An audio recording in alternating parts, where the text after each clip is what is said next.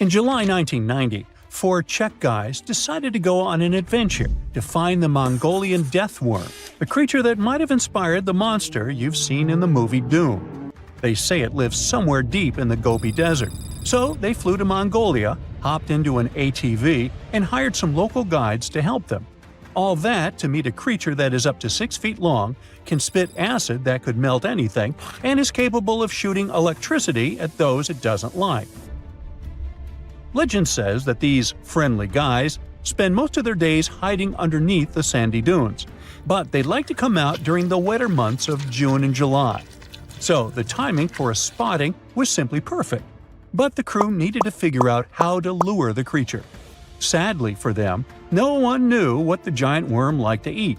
So they built a thumper, which is a machine that made rhythmic pounding noises. They were hoping it would call the worm out of the ground. For 2 months, they searched the vast desert, crossing dunes and rocky plains, looking for any sign of the creature. But alas, it didn't really work out. Ivan McCurley, who was the leader of the 1990 expedition, came back to Gobi Desert again. He once tried to attract the megaworm with blasts, and the second time he used a small airplane to scout the dunes. Over the years, groups from America, Britain, and New Zealand organized big expeditions to the Gobi Desert to try and find the creature. Many others came from all around the world on their own and found nothing. The people in the West first found out about the megaworm of the Gobi Desert thanks to an American paleontologist, Roy Chapman Andrews. This brave man was probably the inspiration for Indiana Jones.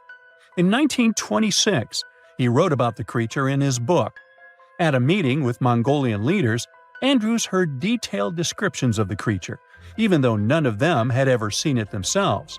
One of them described it as looking like a sausage, about 2 feet long, with no head or legs. According to him, the worm was so venomous that just touching it could instantly take your life, and it lived in the loneliest parts of the Gobi Desert. Andrews didn't think the creature was real, but he shared these stories again in another book. In May 2005, 4 friends from Great Britain who search for monsters professionally decided to try their luck. They made drawings of the worm and hired local people to hand out flyers all over the Gobi Desert. These flyers offered a reward to anyone who could give information about the worm or even bring them a specimen. They thought loud sounds that other explorers tried would scare the beast away. Some told them it likes damp conditions, so they came up with a plan to block streams of water to create wet areas that would lure the worm out. Their plan didn't work because it was too hard to build dams in the desert. They ended up using small traps, but didn't find any actual proof that the worm existed. But they did meet locals who shared interesting stories about strange creatures they had seen over 70 years. Over the years, stories of the monster spread around the world. In some of them, it's only 1 foot long. In others, it's as large as a human. It's white-gray or scaly and brown, or maybe fleshy and bright red. Someone said it resembled a snake, or maybe a caterpillar, or maybe it has wings and can fly. And some believe it could be a supernatural evil being without a body. Maybe the stories are so different, and the search operations are so fruitless because the creature doesn't even exist. Or it could be one of many cryptids. Those creatures like Bigfoot, Yeti, the Loch Ness Monster, their existence has yet to be proven. In 1983, one scientist who was visiting the region heard that an old man had managed to catch the mysterious worm. He also learned there was a nest nearby. The scientist bravely approached the hole in the sand and put his hand inside. A giant creature dragged him in, and he was never seen again. Just kidding. He actually found a Tartar sand boa inside. It's a chunky, burrowing, non-venomous snake that has small eyes and gray-brown scales. He showed it to the locals to verify if it was the monster, and supposedly all of them said yes. Most Mongolians who know about the worm still believe it's real. Now, even though people call our supposed monster a worm, it's just what it sounds like in the English translation. Many Mongol cultures have used this word for centuries to refer to any animals they thought to be really dangerous, especially snakes, even non-venomous ones. So, it doesn't have to be a literal worm after all. Worms are soft and squishy, but a creature living in the harsh Gobi Desert would need to be tougher, more like a snake or a type of lizard without legs. Neither of these creatures can shoot electricity or spit acid like they say the death worm does. But some snakes, like cobras, can spit venom that's dangerous for people. If it were real, the creature would have a backbone, and explorers searching for it would likely find some bones or evidence left behind. And there are actually fossil remains all over the Gobi Desert. Scientists found representatives of over 80 dino groups here over the last almost 100 years. It all started with the world's first dinosaur egg nests. This discovery changed all the scientists knew about dinos. It was the first proof they laid eggs. In the following 2 years, the same expedition team unearthed over 100 dinosaurs and took them to the American Museum of Natural History, where you can still see them today. Some of them were swimming around in the Cretaceous Sea that used to be here about 71 million years ago. They resembled modern birds. The mystery of the megaworm is still unsolved, but there used to be another mystery scientists finally managed to explain. Back in the 13th century, a famous traveler, Marco Polo, not the guy from the swimming pool game, crossed the Gobi Desert. He thought he could hear mysterious noises, like the sounds of musical instruments such as drums. He wrote about it in his book and believed he might be hearing the voices of restless spirits.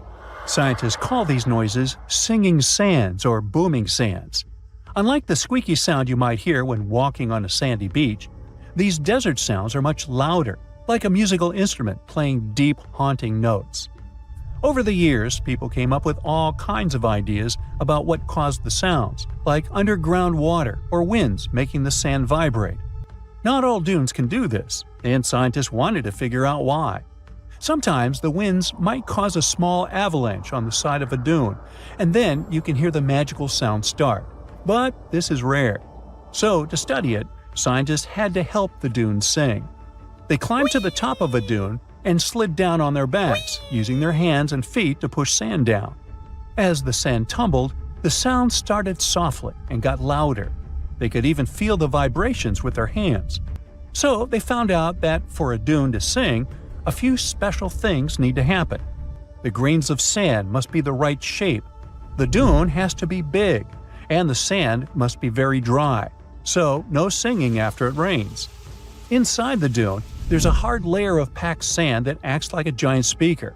This layer bounces the sound waves back and forth, makes the noise louder and louder, and creates a haunting melody that can fill the desert air. In other words, the dunes can play tunes. Yeah, sorry, I couldn't help myself with that one. Dinosaurs, big ancient bugs, creepy spiders, and scary insects are all cute animals compared to the monsters that lived on Earth about 500 million years ago.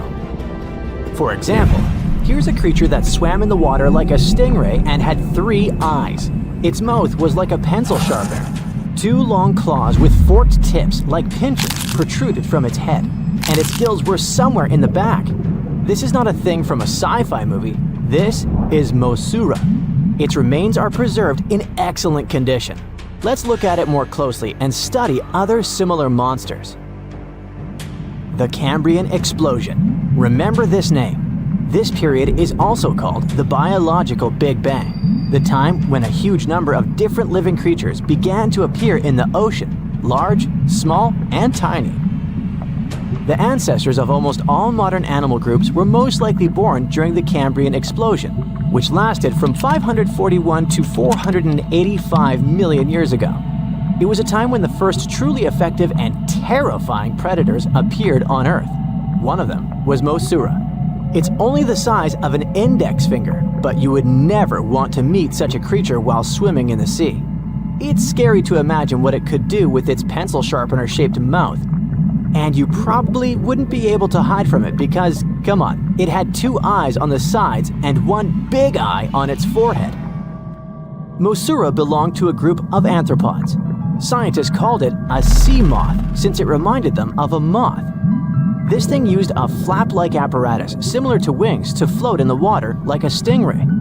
This monster was quite creepy, but its appearance may seem familiar because it's a distant relative of modern spiders, crabs, centipedes, and moths. Scientists found several 506 million-year-old Mosura fossils, but unlike many other similar finds, these ones have been preserved in excellent condition. The found fossils showed sharp claws, a toothy jaw, and large gills in the tail section. Some parts of the fossil were so clear that they revealed the details of the creature's internal anatomy, including parts of its nervous and circulatory systems and digestive tract. It had jointed limbs like those of modern insects and crustaceans. When this monster swam in the sea, it probably grabbed its prey with long spiked claws sticking out of its head. Many Mosura relatives have claws covered with multiple spikes, which help them grab food.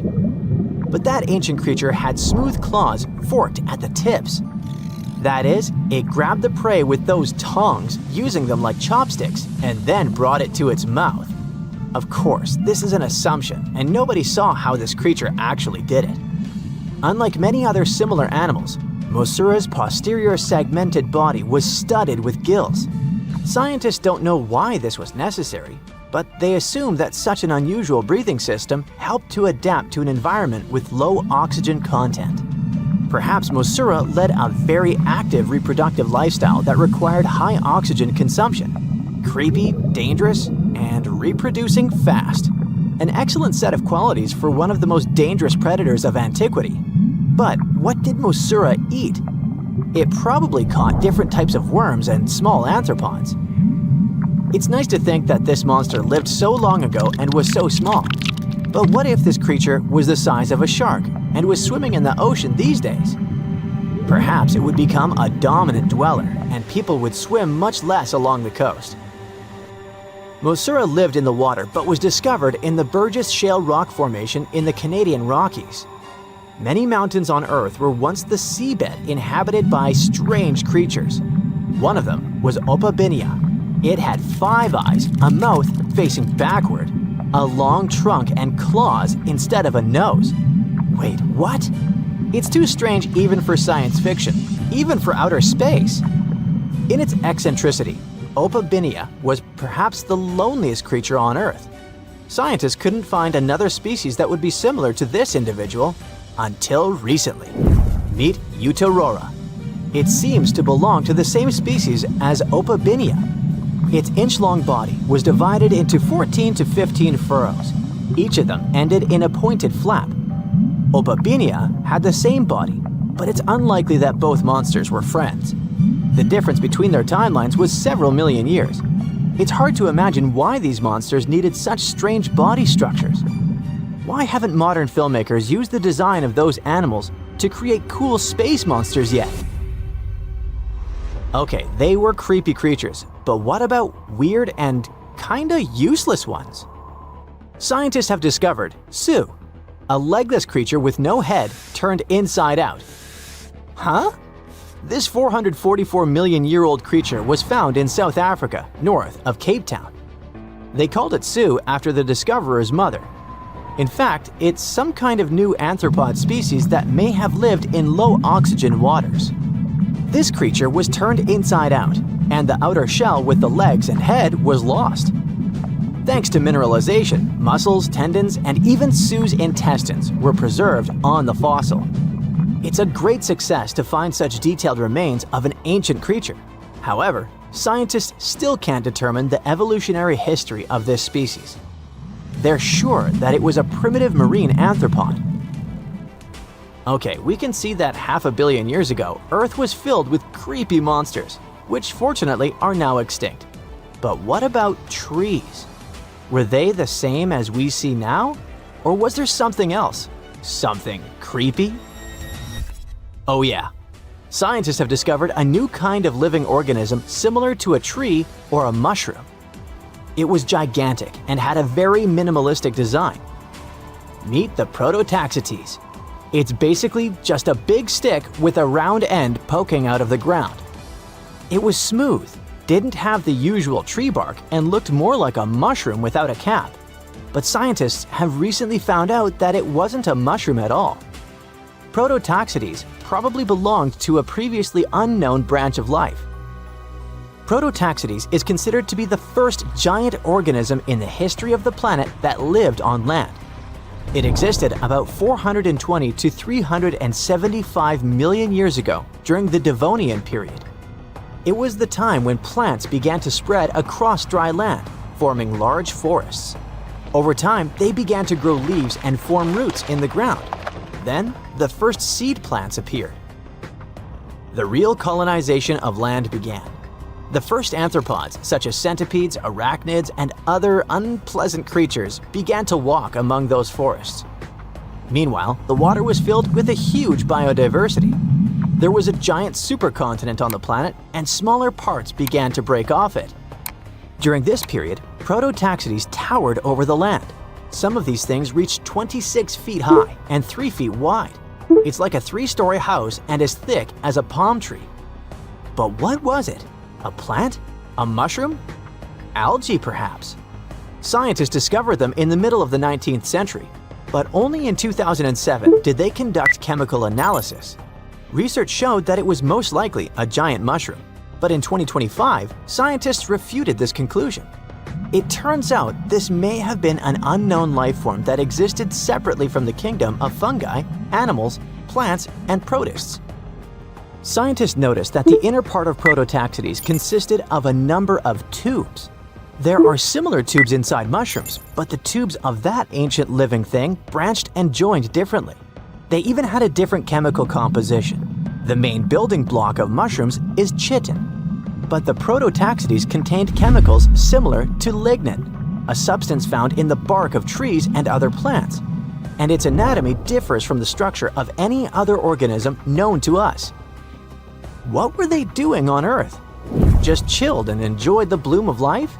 Did they produce some kind of fruit, like a banana with eyes and claws? Scientists don't know. What if it was something that was brought to Earth from outer space? What if they were flowers planted by another civilization? What do you think? Scientists have finally solved the Loch Ness Monster mystery. Here's the spoiler, you ready? It's not a real monster. It's probably a dinosaur that survived through the ages, or just a bunch of debris floating on the water. Thanks to many findings on the Loch Ness creature, we have proof of another story to tell you. It was 1933 when a man named George Spicer and his wife were driving along the shores of Loch Ness. That's when they saw something massive with a long neck moving across the road. It looked like a creature straight out of the prehistoric era, a dinosaur-like beast unlike anything they'd ever seen. That was the moment that Loch Ness monster theories started spreading around like wildfire. One of the most famous Loch Ness monster sightings came just a year later, in 1934, when a man took a photograph that became the most well-known image of Nessie. That's the nickname she was given. She? Anyways, the photo, known as the surgeon's photograph, showed a long-necked creature rising out of the water, and for years it convinced people that the monster was real. But years later, the truth came out. One of the men who helped take the photo confessed it was all a hoax. The photo had been staged after all. When the photo was published, it had been significantly cropped. This made the animal in the picture look much bigger than in real life, fueling the theories that the Loch Ness Monster did in fact exist. In the 1960s, one of the first big scientific attempts to investigate the mystery of the Loch Ness Monster happened. A research team took sonar equipment to the lake and spent hours scanning the waters in search of evidence of large creatures. What they found was puzzling. They recorded several objects moving deep in the loch, or lake, with no clear explanation as to what it was. Though the team didn't manage to capture anything definitive, this sighting helped fuel the belief that there was indeed something massive living in Loch Ness. After that, research about the mystery of the Loch Ness Monster kept popping up. In 1972, with the help of underwater photography, some researchers managed to capture strange images, which got people's hopes up for a minute. But the truth is, this early research about the Loch Ness Monster was far from conclusive. Now, of course, not everyone bought into the mystical, magical theories about the Loch Ness Monster. Theory 1, from a professor of zoology at Oxford University, has made it clear that the monster is a biological impossibility. Hey, my pediatrician said that about me, too. Meanwhile, he says that no skeletal remains have ever been found in the region. Plus, no fishermen have ever caught anything resembling the creature in their fishing nets. For him, this works as proof that it simply can't be real. When it comes to the famous photos of the Loch Ness Monster as evidence, well, that's pretty simple. The professor offers a more down-to-earth explanation. He argues that these images are either showing floating debris or birds, like cormorants, which have long necks and often appear to be low in the water. When people refute his suggestion, he takes us back to human psychology and explains that people often make mistakes and misjudge the size of things, especially when they just caught a glimpse of it, and even more so when they are hoping to see something specific. Now, many of those alleged photos depict an animal with a long neck and a small head, which has led some to believe that what they're seeing is a plesiosaur, a giant marine reptile that lived 215 million years ago and disappeared with the dinosaurs. The idea of a plesiosaur surviving all these years is a theory that's been around since the first sightings of the creature. But this researcher isn't buying it. He explains that no plesiosaur fossils have been found in the region dating to anything later than 66 million years ago. The idea of a prehistoric creature still lurking in the waters of Loch Ness just doesn't hold up scientifically. Then there's theory number 2, from a British naturalist who has spent over 50 years investigating the Loch Ness Monster phenomenon. His conclusion is a little less dramatic. He believes that most people who report sightings of long-necked creatures are misidentifying other animals. He suggests people think they are seeing a sea serpent. Reports of sightings from the Loch Ness Monster have been around since the 6th century CE, long before they were distilling Scotch whiskey or other explanations. Early reports of these sea serpents describe large creatures with long snake-like bodies and multiple humps. Some say the creatures were as big as boats, and many swore they saw something swimming in the waters. Many of these early sea serpent sightings may have been misunderstandings or exaggerations of normal animals in the loch, like large fish or even swimming birds. They could have been large eels, which are known to live in Loch Ness. These eels, especially when they're moving, might have given the impression of a long, undulating creature in the water. People who saw these eels from a distance, particularly in low light or misty conditions, might have mistaken them for something much more mysterious. Theory number 3 says something else. Nessie is just a series of standing waves. These happen when two boat wakes move in opposite directions, creating a big hump in the water that could look like a creature from a distance. Loch Ness enthusiasts even showed how it works, with footage from Fort Augustus, where a river meets Loch Ness. These enthusiasts had big plans to use drones with infrared cameras and special underwater microphones to search the loch. Now, Loch Ness is massive, stretching around 23 miles long and more than 700 feet deep. So, they thought they needed drones and infrared cameras to put an end to this discussion. But despite everything, they haven't found Nessie. But it's not only the Loch Ness Monster that lacks scientific explanation. There have also been scores of sightings of Yetis and Sasquatches that no one can really explain. Folks have made movies, dreaming of finding the truth about these creatures. But, according to recent research and evidence, it looks unlikely that we'll ever find definitive evidence of their existence. Science says they can explain Sasquatch sightings, and this is how. Biologists who study wildlife using camera traps, which are set up in remote areas to capture images of passing animals, have long attempted to find elusive species. These cameras detect movement and snap pictures, providing invaluable data on the biodiversity of different ecosystems. As camera traps collect more photos over time, the number of species recorded grows. However, after a while, the number plateaus, suggesting that no new species are being detected.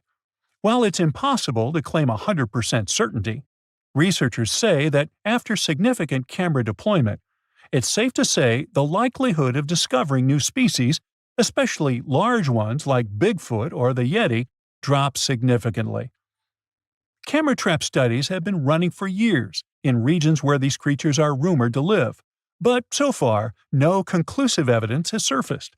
Instead, the supposed proof of Bigfoot or the Yeti often comes from blurry photos or shaky videos taken by individuals who claim to have encountered them.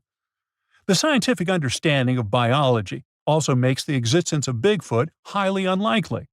Often described as a great ape, Bigfoot would have had to evolve in North America. However, great apes evolved in Africa, and the only great ape to make it to the Americas is Homo sapiens, whose ancestors crossed the Bering Strait only about 16,000 years ago. This is far too short a time for a new species like Bigfoot to have evolved. While it may be disappointing for these mysterious creature enthusiasts, the scientific evidence points firmly toward the conclusion that creatures like Bigfoot and the Yeti are more fantasy than reality. After decades of extensive scientific research, it's safe to say that yes, science has solved the mystery of the Loch Ness Monster, and it's pure fiction. So, what do you think? The whole internet is buzzing about an unusual discovery on Google Maps in Antarctica. Southeast of Japan's Showa Station, someone noticed a giant door standing out in the icy landscape. Some call it Bigfoot's vacation home, or a shuttle from Star Trek. Others say it's a blown-off Boeing door that somehow ended up in the snow. Scientists have a way less exciting explanation. It looks like the so-called doorway is actually part of fast sea ice. It floats near the coast where the water is shallow and islands are scattered around. This spot could simply be an iceberg that got stuck and is slowly melting right where it is. You can see other icebergs nearby in the same area. Ice flowing around a solid underwater rock could have formed a natural pattern. The ice is pretty thin here, and because of the rocks underneath, the ice forms unique shapes. Geologists add that the mysterious find is just a rocky ridge sticking up because the ice level has dropped a bit. The top of it is the ridge, and the sides are two snow tails, long streaks of snow shaped by the wind. These snow tails show which direction the wind usually blows in this area. The previous mysterious Google Maps find in Antarctica was a pyramid that turned out to be a mountain. You can easily find it if you scroll all the way to the Ellsworth Mountains. It's the tallest mountain range in Antarctica, and it stretches for almost 250 miles. It's not the first pyramid on this continent, as explorers from the British Antarctic Expedition found another unusually shaped mountain and nicknamed it the Pyramid. But this one didn't have a pyramid shape after all, so nope, there are no pyramids in Antarctica. Sorry to ruin it for you. In 2011, scientists from Chile found a strange fossil in Antarctica that looked like a squashed football. It received the nickname The Thing because it looked like something from a science fiction movie. It turned out it was a giant soft-shell egg from around 66 million years ago. It was more than 11 inches long and 7 inches wide. The only bigger egg ever found was of the extinct Madagascan elephant bird, which was 1.5 times as tall as Michael Jordan. The Antarctic egg is also special because it's the first fossil egg ever found in this part of the world. So, whoever left it there must have been huge, probably a giant sea reptile that lived long ago, like a mosasaur. This is surprising because most scientists thought these creatures didn't even lay eggs. The egg is also unique because it has a thin eggshell and no pores, which is totally different from most dinosaur eggs. Scientists did a lot of work and studied 259 types of living reptiles, like lizards and snakes, and their eggs. From this, they figured out that the creature who laid the egg was probably at least 23 feet long, not counting her tail. During the late Cretaceous period, this part of Antarctica must have served as their nursery. Paleontologists have found bones of tiny mosasaurs and plesiosaurs in the same area, as well as bones from the grown-up ones. If you've ever lost your ID and still can't find it, try looking under the Antarctic ice. Well, at least it worked for a man who was reunited with his security access card after 21 years. Rod Budd, a technician studying sea life on the Antarctic seafloor, spotted the card while he was diving at a place called Cape Evans. Rod thought it might be a credit card, so he put it in his pocket and kept working. When he took a closer look, he realized it actually belonged to someone named David McCaw. The card stayed with the research institute where Rod worked for 8 more years, until they finally managed to find David. It turned out that he had never been to Antarctica. In 2003, someone broke into his car in Wellington, New Zealand, and they tossed the contents of his briefcase into the harbor. So, the card traveled over 2,400 miles in 13 years. There aren't even ocean currents that move directly from Wellington to Cape Evans. If the card went through different ocean currents, the journey would take around 1,000 years. So maybe it got attached to something else that could float more easily, like a piece of debris or a plant that can grow on objects and make them buoyant. Or maybe the person who took David's briefcase was on a ship that went to Antarctica. Or the card somehow stuck to the bottom of a research boat that ended up there. In case you want to see probably the coolest find from Antarctica, you gotta head to the 2025 World Expo in Osaka, Japan. They'll display a meteorite the size of a rugby ball that came all the way from Mars. A Japanese research team found it in Antarctica in the year 2000. They believe a massive asteroid impact blasted the meteorite off its home planet before it traveled through space and landed on Earth. It's one of the largest Mars meteorites ever found, weighing 28 pounds. Scientists studied the gas inside the rock to confirm it's from Mars, and they also found special minerals inside that form when water is present. This means Mars likely had water a long time ago. So, studying the rock may help us learn more about whether life could have existed on a red planet. A team of sound experts found a huge underwater canyon in Antarctica, thanks to bad weather. They had to pause their work at the Casey Research Station. Instead of waiting around, they decided to use the unexpected free time to map the seafloor near Adams Glacier. And that's how they found a canyon that is almost 7,000 feet deep, almost 30,000 feet wide, and stretches over 28 miles away from the glacier. The icebreaker they were on uses a special tool called a multi-beam echo sounder. It sends out sound waves in a fan shape under the ship, then listens for the echoes to create a detailed map of the ocean floor. During the mapping, they discovered just part of the canyon before they had to return to the research station. But when bad weather returned, the ship went back and mapped even more of it.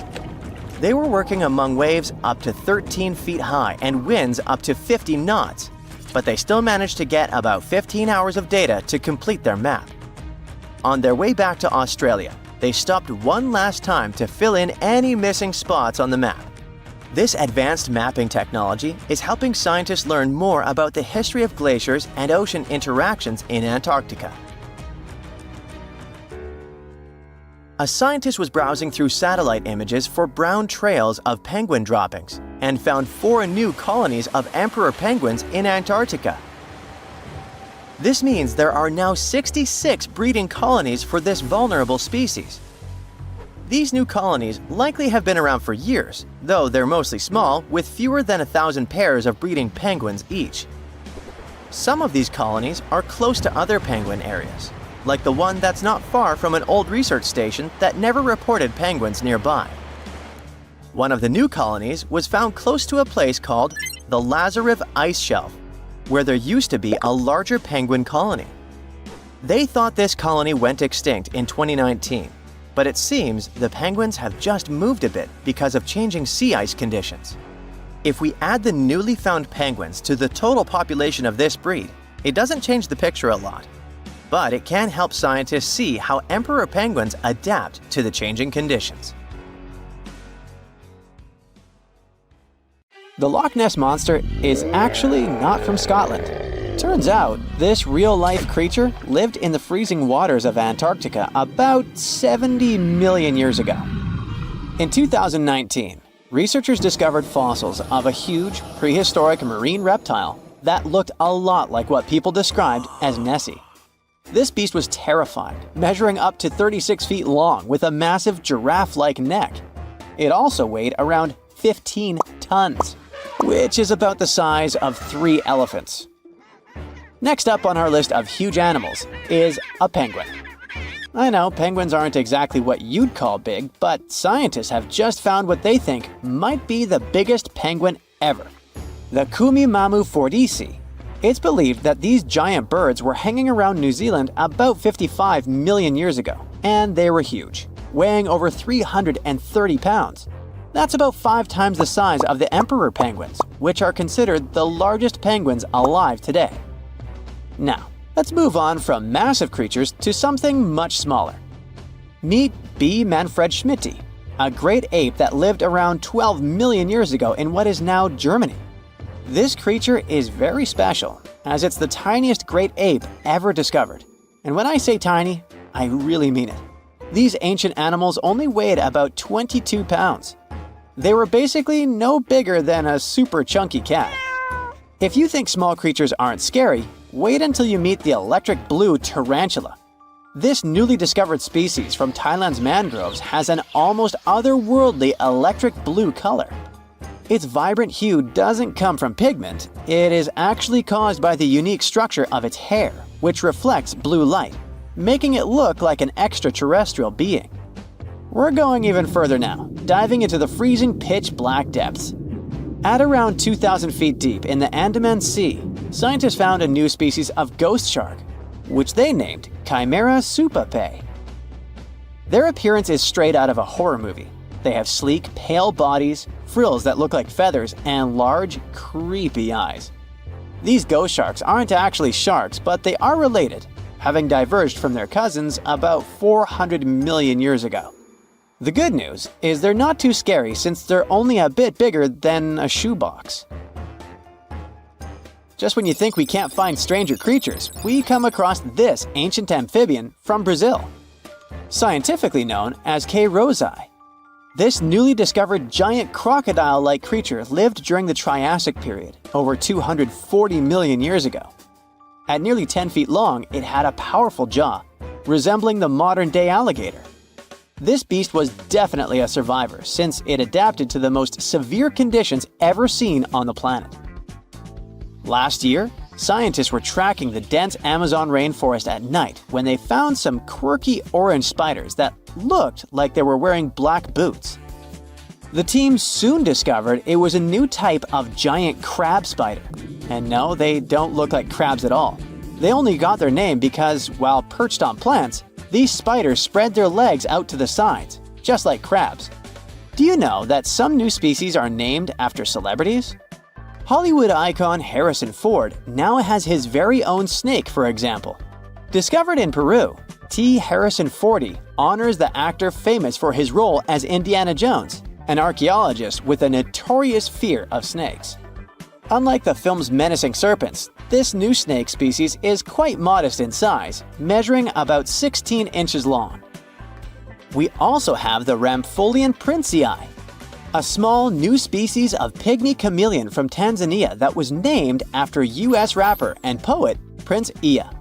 He received this honor because of his work raising awareness about global environmental issues. Another celebrity namesake is DiCaprio's snail-eating snake, which hangs out in the shrubs of Panama's forests.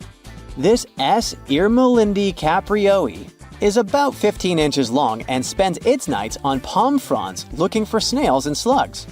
Its round eyes look like glowing coals that can be a bit scary, but overall, the creature is super chill. Even when it feels threatened, it doesn't bite. It just coils up around its head and gives off a really bad smell. Now something a bit more sinister. Meet Venomius tomhardii. Does that name ring a bell? Exactly. This new species of spider was named after Tom Hardy's portrayal of the infamous Marvel character Venom. And all because the black spots on the spider's abdomen reminded researchers of the famous anti-hero. Most spiders of this species were found in Australia at night, sitting in their elaborate webs in forested areas near the coast. When disturbed, these creepy crawlers often hide in silk-lined hollows in tree branches. We've also got something for the Lord of the Rings fans. In the vast and warm waters of the Amazon River, scientists have just discovered a new species of pacu. This fish is a relative of the terrifying piranha, with a plant-based diet and human-like teeth. It was named Myloplus sauron because of a bold vertical black mark on its side, which reminded researchers of the fiery eye symbol of the villain Sauron from Tolkien's epic saga. Wait, is that a tanned capybara or a wild dog? Well, actually, it's neither. This is a newly discovered dwarf deer. This tiny creature, about the size of a basset hound, scurries through the forests of Peru.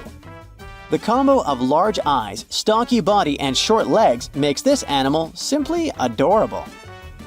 This cute little deer is the complete opposite of what we've got coming up next. This bizarre-looking creature is what we believe the beast of 5 teeth might have looked like. Its fossils, found in Chilean Patagonia, showed that it lived during the age of dinosaurs, about 72 million years ago. This finding is just another piece of evidence that mammals had been roaming around that part of South America much earlier than we thought. Moving from the forests of South America to the deserts of Australia, we come across a sand dragon lizard, known scientifically as Cteniferus tyacalpa. With its sandy color and long, lean body, this lizard looks like it could star in a Dune movie. Discovered last year, this sand dragon lizard blends in perfectly with the hot sands of the Great Victoria Desert in southern Australia.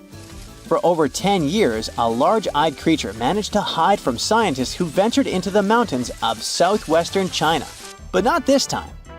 In 2023, the group finally managed to take photos of 7 frogs that didn't match any known species.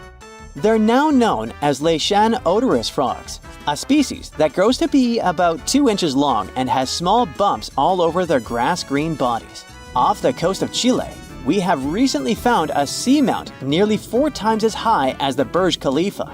Underwater mountains are usually home to beautiful life forms, like sponge gardens and ancient corals. But this Chilean seamount also hid a creature known as the flying spaghetti monster. It's a rare type of squid with long, noodle-like tentacles that make it look like an underwater pasta dish. Including its tentacles, this strange creature can be over 130 feet long. Recently, scientists were diving into the cold waters of the Antarctic Peninsula when they thought they had found an ordinary dragonfish swimming by. But there was something unusual about this one. It turned out that this fish had 2 darker vertical stripes along its slender body. That's when they realized they were looking at a new species, the banded dragonfish. From bizarre sea creatures to a cute one. In 2017, locals were diving near Kume Island in Japan when they found the skeleton panda sea squirt. This deep-sea oddity quickly won people over with its look because its black spots actually resemble a panda bear's eyes and ears. At least if you have a good imagination. This unusual creature filters water to catch its food, and is yet another reminder of the ocean's hidden wonders. Now imagine a creature with a body that is reminiscent of a cuttlefish, with eyes sticking out from stalks like a funky headband, fins on its tail, and a long skinny nose ending in a mouth full of teeth. Or maybe this thing could be a claw. Yep, the Tully monster is on the move. It's definitely one of those freaky creatures you wouldn't like to face while scuba diving somewhere. Luckily, it went extinct 300 million years ago. This unusual marine beast was discovered in the 1950s in Illinois, and scientists couldn't even agree what it really was. Some thought it was a vertebrate, which means a group of creatures with a spine, like us humans. But a team of researchers in Japan studied many fossils of the Tully monster, using advanced laser scanning technology to check them in detail in 3 dimensions. There's still a lot they don't know about the Tully monster, but they managed to realize it didn't have any spine at all. Now the next step was to see what type of invertebrate it was. Could it be vertebrate-like, such as a land sled? Or are we talking about something closer to snails and worms? They also discovered the creature had segmentation in the head area that extended from its body, and that's not something bony creatures have. Still, in recent years, some researchers had the idea the Tully beastie could be related to jawless fish, such as lampreys. These fellows belong to the most ancient group of vertebrates, and are not pleasant to see either. In the case of lampreys, we're not talking about extinct animals. They're still out there somewhere, wandering the ocean and scaring other animals, or you, if you see it in the northern and western parts of the Atlantic Ocean where they live. And they've been here really long, even before the dinosaurs. A long time ago, long before humans or I even existed, there were eurypterids, weird creatures from a group we call arthropods, which includes spiders, insects, and crabs. But eurypterids were unlike anything you've ever seen before. They had a body shape similar to horseshoe crabs, with many segments that made up their body. Instead of legs, they had special appendages at the front that acted like oars. Some even call them giant scorpions, but most eurypterids were actually quite small, except for this special one, which was truly enormous. It could grow to a staggering length of about 8 feet. Wow! The next time you see a crab scuttling along the beach or a spider swimming its web, remember, we're lucky we only got mild versions of their ancient relatives, which, by the way, disappeared hundreds of millions of years ago. Whew. Now, some eurypterids were pretty fierce and fast predators. They would swiftly swim after their prey, chasing them down in the water. Others were more like scavengers, living on the bottom and feeding on whatever they could find along the way. They had a taste for the leftovers, like some sort of cleanup crew of the ancient oceans. Eurypterids loved to spend their time in brackish water environments. It's water with more salinity than fresh water, but still less than seawater. Now imagine you're just floating around and all of a sudden you see this guy. No, it's not some weird tiny spaceship, and you won't see it floating in space, even though that's where it would perfectly fit in, as some weird creature from another planet you'd see in sci-fi movies. You'd actually see it floating in the sea because we're talking about a really small animal with enormous eyes called Dilophosaurus. Each of its eye bulbs was about a quarter of its whole body length. That's what gives it that space look, like it might live on one of the oceans under the surface where we look for life, like Europa, one of Jupiter's moons, or Titan, Saturn's biggest moon. I could easily imagine creatures like Dilophosaurus giving us a warm welcome once we get to Mars, too. Dilophosaurus had great vision. It would keep a keen eye out for any movement in its surroundings. Once it noticed something, it would swiftly launch its spiky appendages forward. At first, these things looked like tools for fixing stuff, but Dilophosaurus actually used them to capture smaller arthropods. The unusual thing is that even though it had such great eyesight, Dilophosaurus still spent most of its time catching prey in brighter waters near the surface. And yet, scientists found its fossils in the rock layers that are more often associated with darker environments, where animals such as deep-sea crinoids and vampire squids reside today. It's confusing. But one of the explanations for this says it's possible these deep-sea creatures actually lived in shallower waters in the past and later ended up in the depths as the geography of our planet changed over time. No one knew what Dilophosaurus really was. It could belong to a group of arthropods, and it seems to me that's where most of the world's weirdest creatures are. Some believe it could be related to mantis shrimp, while others compare it to blind, worm-like crustaceans that live in dark underwater caves. And check out this enormous worm lurking beneath the sandy ocean floor, patiently waiting for its next meal to swim by. These ancient creatures were like stealthy predators, perfectly camouflaged in their sandy lairs. And now, 20 million years later, scientists have found the remains of their hidden hideaways. The burrow they discovered, shaped like the letter L, was found preserved in ancient sediment on the seafloor of Taiwan. It was around 7 feet long and only an inch wide. That's where the ancestors of modern bobbit worms lived. Bobbit worms have been around for a long time. They can grow to be a few inches to a whopping 10 feet long. A pretty weird creature dominated the skies at the end of the dinosaur age in North America. We know it as Quetzalcoatlus, and it soared above famous dinosaurs like Tyrannosaurus and Triceratops, showing them who the ultimate ruler of the skies was. Quetzalcoatlus belonged to a group of flying reptiles called pterosaurs. They were some of the biggest flying animals ever known to exist. When you think of Quetzalcoatlus, imagine an animal as tall as a giraffe. These incredible creatures had long necks, small bodies, long legs, and wings that were relatively short compared to their size. The biggest of its kind was really massive and held the title of being the largest flying creature of all time. They had long, pointed skulls, while some also had short crests at the back of their heads. And for a long time, researchers were confused about how these giant pterosaurs hunted for food. At first, some even believed that Quetzalcoatlus and its relatives were like giant vultures that scavenged the remains they would find around. They drew such a conclusion because Quetzalcoatlus fossils were found inland, away from the coast where other big pterosaurs were found, such as the crested pteranodon. Plus, many thought these fellas were skilled at skimming, which means lurking over freshwater systems and catching fish. But it appears these massive animals were actually predators with excellent hunting skills.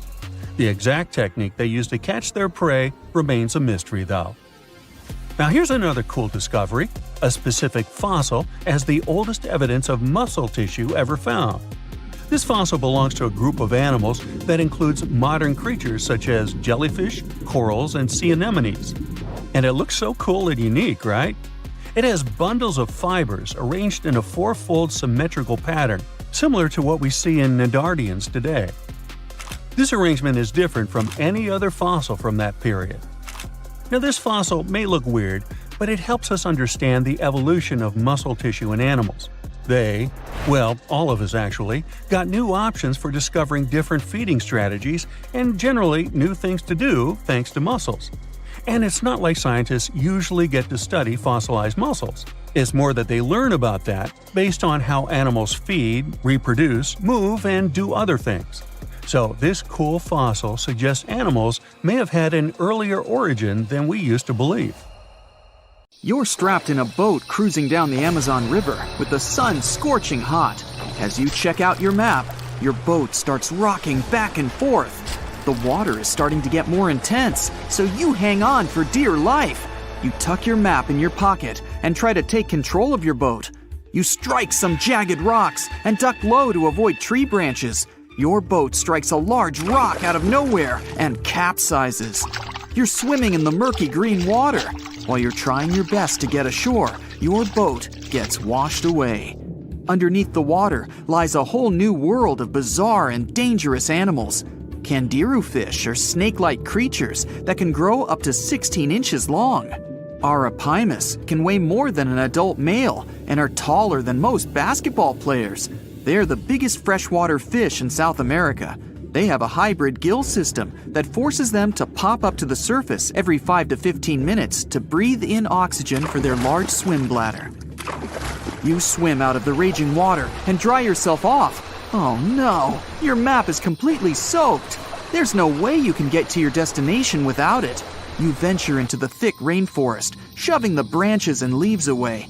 As you get deeper, you notice something on a tree. It's barely moving, but it's got sharp claws and a raggedy coat. It stretches its arm to another branch and tries to pull itself up, ever so slowly. Sloths sleep more than half their days and only head down from trees once a week. They're so motionless, they sometimes grow algae and moss on their fur. The rainforest gets denser with each step until there's barely any sunlight illuminating the path in front of you. You notice a figure following you. With every branch you step on, you can hear a faint sound right next to you creeping around. You start walking a bit faster, and the sound catches up with you. You make it out of the dense part and tread along a narrow path until you reach a cliff. You can't walk normally here, so you pin against the wall and walk sideways to cross the hills. You slowly move across with the river 30 feet below you. You move your right foot, and some rocks fall into the river. You keep going and misstep. You're about to fall, but you hold on to a large tree branch and pull yourself up. You notice a couple of colorful, poison frogs inches away from your fingers. Touching any of these frogs can be extremely dangerous and harmful, despite their amazing color patterns. The golden poison frog is one of the most poisonous animals in the world. One of them hops right next to you, so you let go of the branch and fall back in the river. The river is washing you down until you reach a calm current. Underneath you is a swarm of piranhas swimming with their sharp teeth.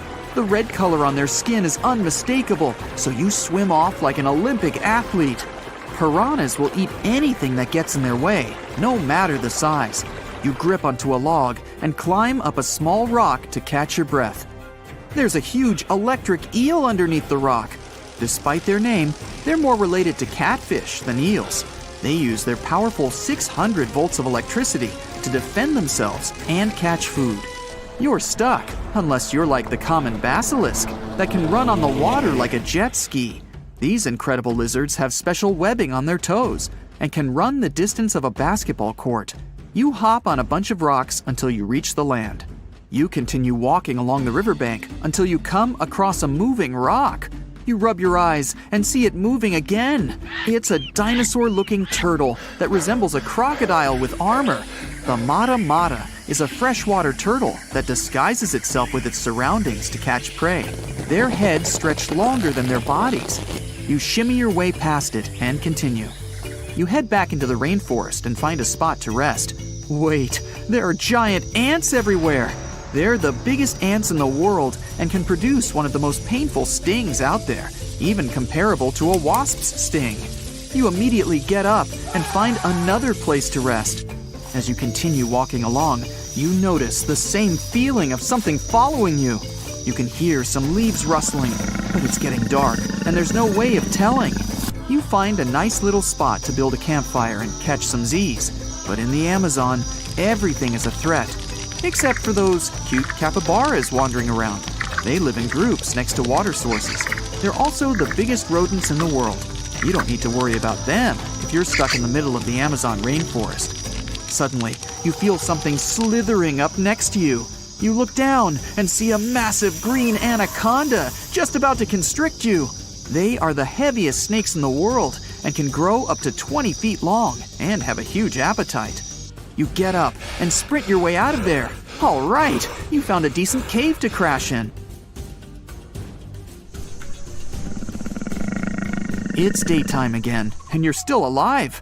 You continue walking along the rainforest. You were able to find some breakfast to boost your energy for the rest of the day.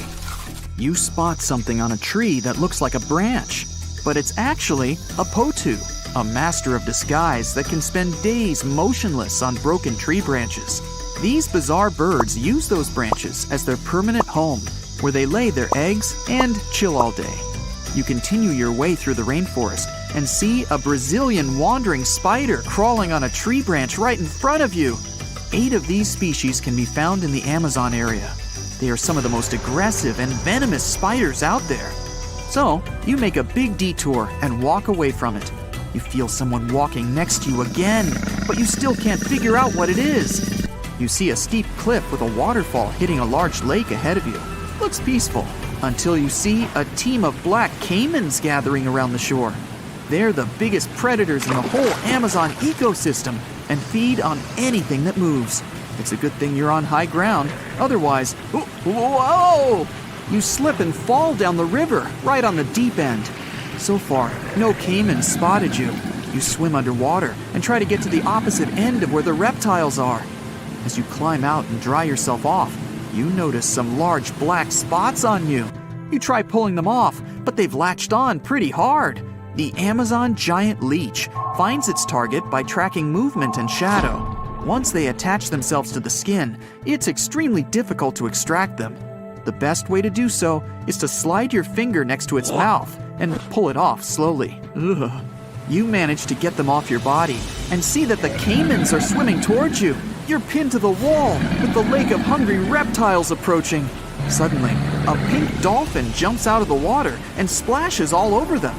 They can grow larger than humans and are the celebrities of the Amazon. Scientists think they get their color from the blood capillaries on their skin. The Amazon even has bull sharks swimming around. These carnivorous giant fish are threatening to humans and can swim in both saltwater and freshwater. These sharks prey on anything within their reach, including other sharks. The dolphin distracted the caimans, so you climb up the cliff and try to find the best way to escape. Opened jaws waiting for you to fall into the pit are right below you. You're lucky enough to escape to the top, but as your arms pull you up, the first thing that you see is a jaguar looking straight at you. It's the creature that's been following you this whole time. You get up while it starts circling you, timing its strike. You know that you can't take on a jaguar, nor can you outrun it, so you grab a large tree branch from the ground to defend yourself. It jumps at you, but you duck down in time. The jaguar lands in the water far away from the caiman crocs. It's a good thing these large kitties are excellent swimmers. You pick yourself up and continue. And to your surprise, you find your boat again. You fix it up and sail your way out of the Amazon. Whew! The kraken is a colossal squid, a legendary sea monster, the biggest hunk of calamari you ever saw. And if this monster had existed, the world would have changed beyond recognition. The kraken has powerful tentacles, solid muscles with suckers at the end. They're just impossible to escape. The kraken can break a ship in half or just pull it down into the depths. But the worst thing about the kraken is its size. According to old sailor stories, the kraken reached 5,000 feet in length. That's almost 10 soccer fields. Hey, maybe the kraken could play soccer. The kraken legend said the monster was so giant that sailors mistook it for a small island. In past centuries, it would have been impossible to defeat such a beast. If the kraken existed in reality, it might have had offspring. Yeah, in all the world's oceans, there would be giant monsters that could sink any ship. It's unlikely that the kraken would have competitors in its habitat, so its population would grow strongly. Since the kraken is enormous, it would need lots of food, so the population of other large sea animals would fall significantly. Blue whales, great white sharks, other giant squids, all the big sea creatures would be endangered. Many people are starving because of the reduction of large fish in the ocean. Urban economies that rely on fishing will be in decline. Prices for small fish around the world are getting more expensive because it's unsafe to fish. To defeat the kraken, you need powerful weapons, but the monster is tough to catch. The kraken belongs to the cephalopod genus. This species includes squid and octopus, some of the most intelligent creatures on the planet. The kraken is a skilled hunter and will never fight in the open. So, what can you do? You can't track the kraken because it approaches from the depths, not the surface. Though you may be able to tell that the monster is somewhere nearby if a lot of fish surface. When the kraken swims, it scares all the fish in the vicinity. But it might already be too late. A huge tentacle emerges from the water, resembling a high tower. This tower falls on the deck of the ship, shattering it. The sailors scream and run. The kraken lands a second blow, and the vessel is almost capsized. Next, the kraken wraps its giant tentacles around the ship and pulls it to the bottom. Oh boy! What if the sailors managed to detach the ship from the tentacles of this monster? With the help of powerful weapons, the ship's crew strikes back. The kraken retreats under the water. It's hurt, angry. It seems the battle is over, but here comes the worst. A whirlpool forms beside the ship. Thanks to its considerable weight, when the kraken dives, it creates a whirlpool behind it. Like a drain in a giant bathtub, this whirlpool sucks the ship down. The battle with the kraken is lost. Well, that was unfortunate. You might be able to defeat the monster if you can anticipate its attack in advance. But the kraken can see you and your ship before you can see it. Colossal squids live in deep waters, and they have the largest eyes among all animals. The squid's eye is the size of a dinner plate. Thanks to this, they can see their prey from far away. Similarly, a kraken would spot the ship much sooner than sonar could pick up the kraken. It would always have the drop on you. Well, that's not good. Around the world, cargo transportation by ship is declining. Airlines provide the only safe connection between the continents. This will increase air pollution. The most successful enemy of the kraken is submarines. They travel at great depths and are equipped with powerful echolocators to help detect the kraken in advance. Subs are well armed too, and the round metal body is not so easy to destroy. A single kraken may be defeated by a submarine, but what if there are several sea monsters? 3 kraken can wrap their tentacles around the submarine and drag it deeper into the water where the pressure will destroy their enemy. In other words, they'll have a crush on you.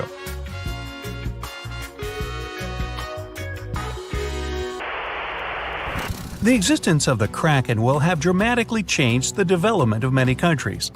What if Christopher Columbus, on his famous journey, noticed an island that he thought was the New World?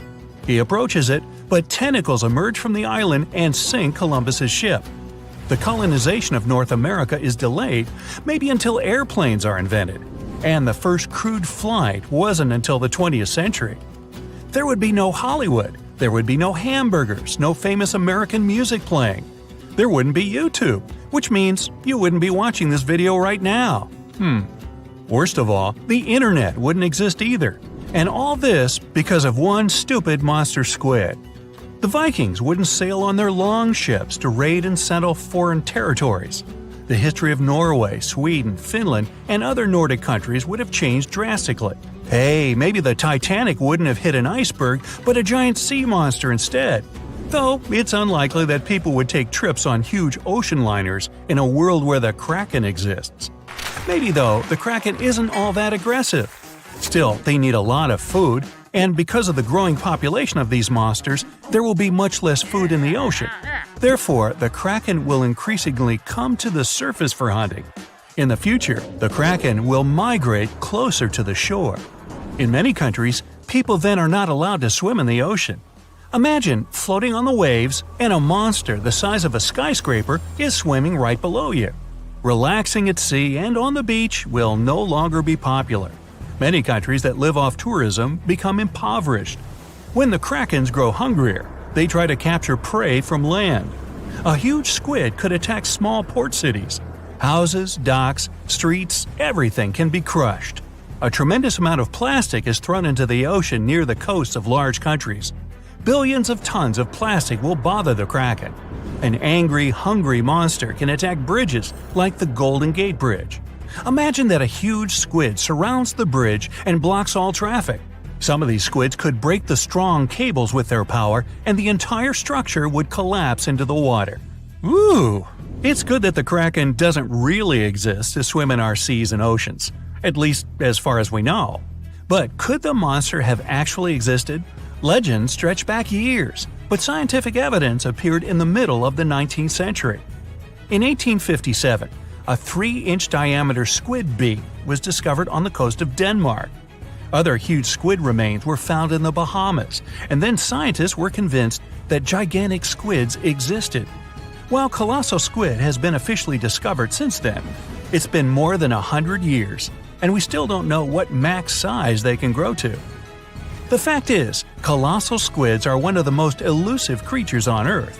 They live in the depths of the ocean where it's challenging for scientists to reach. Any dive to a greater depth requires powerful, bulky equipment. Underwater bath escapes and cameras make a lot of noise and light, which squids notice from afar. They flee before we can see them. The legend of the kraken probably appeared because of a real colossal squid. People in the past didn't know about these creatures' existence, so when they saw one for the first time, they described it as a massive, terrible monster. It's difficult to say if these huge squids were the size of a small island, because the truth is, we've only studied about 5% of the ocean. It may be that in its depths, monsters much more terrible than the kraken swim. Like my nephew, Peter. In 2021, while drilling about 11 feet beneath the surface of permafrost in northeastern Siberia, researchers uncovered a 24,000-year-old frozen life form. And then, they brought it to life. Before cloning it, or better said, it cloned itself. This might sound like the beginning of a sinister horror story, but don't worry, it's actually quite the opposite. What scientists unearthed was a microscopic frozen organism that could fundamentally reshape what we think about evolution and survival. The uncovered tiny creatures are called bdelloid rotifers, microscopic animals with little wheel-like mouths that they use both for moving and feeding. They were first discovered in 1696 and are fairly common in freshwater environments around the world, with a few saltwater species. They might seem unremarkable, but scientists have been studying them since early microscopes made it possible to actually see them. Because even though there are only a few dozen microns wide, they're surprisingly complex, with brains, guts, muscles, and reproductive systems. Could it be that within that complexity lies the secret to ultimate resilience, maybe even for us humans? Let's break it down. These creatures are extremophiles. That means they can survive being completely drained of water at any point in their life cycle, then lie dormant until rehydrated. But that's not all. They can also persevere through some of the harshest conditions on Earth, or in outer space, or even being stuck in the Siberian permafrost wasteland for tens of thousands of years. This is possible because they can enter cryptobiosis, a condition where organisms pause their metabolism and become nearly inactive. It may sound sciencey, but actually, some of the everyday products we eat are stored in a fridge thanks to this phenomenon. Take yeast, for example. Live yeast cells are surrounded by a protective layer made of dead cells and some nutrients. You can keep yeast at room temperature, but if cryptobiosis comes into play, in the form of your fridge or freezer, it stores much better and longer. During cryptobiosis, rotifers accumulate protective compounds like chaperone proteins, which help them repair and recover once favorable conditions return. Chaperone proteins are like tiny bodyguards. Their job is to keep other proteins in the cell from falling apart under pressure. When the body is stressed, whether from heat, cold, toxins, dehydration, or just the natural aging process, the proteins inside our cells can start to misfold. Proteins need to be folded into very specific shapes to function properly, and when that structure breaks down, they become useless, or worse, harmful. Misfolded proteins can pile up and interfere with normal cell function. In some cases, they clump together in ways that poison the cell. This kind of damage is even linked to serious health conditions.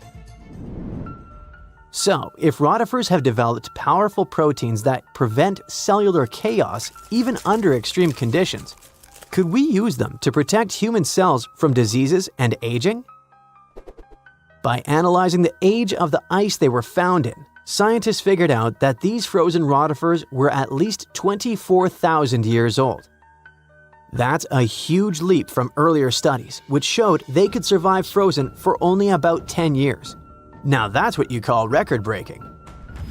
This period of Earth's history is known as the Late Pleistocene Epoch, a time dominated by the Ice Age, which means these invertebrates were lying dormant when Manny and Sid were having their adventure while roaming the icy landscapes, along with saber-toothed cats and giant ground sloths. Fun fact: although animated movies like Ice Age show woolly mammoths as huge, towering giants, they were actually about the same size and weight as today's average African elephant. Nature and evolution can be so cruel, yet fascinatingly unpredictable. Massive, menacing beasts that came from the Ice Age couldn't survive it, yet something tiny and weird, like a bedelloid, could. But regarding our unfrozen creature, after the soil thawed, the organism didn't just begin moving again, it also started reproducing. This is thanks to an ability called parthenogenesis, a specific form of reproduction in which embryos develop from unfertilized eggs, allowing them to reproduce independently. It really is like cloning, but it happens naturally. Many organisms, such as certain insects, reptiles, and even some birds, are capable of parthenogenesis, at least under specific conditions. For example, in honeybees, males develop from unfertilized eggs through parthenogenesis, making them genetic copies of their mother. However, parthenogenesis is often seen as an evolutionary disadvantage because it limits genetic diversity, meaning that most species that reproduce this way eventually face extinction. Despite this, bedelloid rotifers have diversified into over 450 distinct species over millions of years, which is extremely rare. Scientists believe their survival comes down to a few evolutionary adaptations. They can pause their metabolism through cryptobiosis, repair their DNA with specialized proteins, and even borrow useful genes from other organisms using a process called horizontal gene transfer. Unlike most animals which rely solely on inherited DNA, these organisms can steal genetic material from bacteria, fungi, and even plants, splicing foreign genes into their genome to gain new survival traits. Some studies have shown that up to 10% of their active genome comes from foreign DNA. This could explain their extraordinary resilience. They borrow genes for stress resistance, toxin breakdown, or radiation repair, essentially patching and upgrading their DNA in real time. It's not like the mind flare from Stranger Things, where the creature absorbs another organism to improve itself and grow. It's more like a spy stealing a blueprint from a rival lab to learn its secrets. When cells rupture, for example, when bacteria die nearby, bdelloids scoop up loose DNA fragments and integrate them into their own genome. Interestingly, the usual expected lifespan of bdelloid rotifers under normal circumstances is only 2 weeks. The soil sample that contained these rotifers also held nematodes or roundworms, another group of tiny survivors already known to withstand tens of thousands of years icebound. This isn't just limited to microscopic animals. Researchers have successfully regrown Antarctic moss and entire Campion plants from seeds and samples frozen for hundreds or even thousands of years. In 2016, a team of Japanese scientists brought tardigrades, or simply water bears, back to life after 30 years in cryptobiosis. Tardigrades are even more impressive because they can live in a suspended state for up to 30 years, without food or water, and with temperature swings from deep freeze to 300 degrees Fahrenheit. These guys can also endure crushing deep-sea pressures, vacuum, microgravity, and intense radiation of space. Remember when we said earlier that these species can survive the harshest conditions on Earth and beyond? It wasn't an exaggeration, and now you understand why. And it's exactly why NASA and its partners sent water bears and bdelloid rotifers into orbit. They've even been aboard the ISS, helping scientists understand how these animals handle microgravity, radiation, and stress. Not only that, but in 2007, the European Space Agency launched a bunch of tardigrades into low Earth orbit, completely exposed. No suit, no shield, floating in a vacuum. They were blasted by cosmic radiation, UV light 1,000 times stronger than what hits Earth's surface, and temperatures near absolute zero. And when they came back, most of them woke up and reproduced despite the harsh conditions they were exposed to. This ties into an old theory called panspermia, the idea that life didn't originate on Earth but arrived here, locked in space dust or trapped inside a meteorite. Before, maybe it sounded like a fringe science, but when organisms can brush off cosmic radiation, then it doesn't seem so far-fetched, does it? What about humans? Does this mean we now fully understand the way hibernation works and are close to putting humans in this state? Sorry for spoiling it for you, but it still feels more like science fiction. However, researching rotifers, water bears, and similar organisms can lead to massive breakthroughs in other fields. Their resilience might be a blueprint for medicine, for reshaping what it means to age, maybe even to pause life itself, or extend it. We're talking real, practical innovations, from better preservation of human organs for transplantation to drugs that slow aging at the cellular level. And yes, maybe even cryogenic hibernation, long enough to make interstellar travel possible. Now, you can't find living dinosaurs nowadays, which is a good thing, mostly, but you can still meet some creatures that might have gone to lunch with them. The frilled shark, for example, is a living fossil that comes from a family of sharks that have been around for about 80 million years. One of the coolest things about it is its long, eel-like body that can grow as long as 6 feet. It has 6 pairs of gills on his throat, which help the frilled shark breathe in the deep, cold ocean where there isn't much oxygen. The shark can move very quickly, like a snake, to catch its prey when it least expects it. Little frilled sharks take an exceptionally long time to grow, up to 3.5 years, which is one of the longest times for any animal with a backbone. The Chinese giant salamander is another living fossil that can tell you what was going on Earth around 170 million years ago. Now, when I say tell, I really mean it, as it can make sounds like hisses, whistles, and barks, and even a noise that sounds like a crying kid.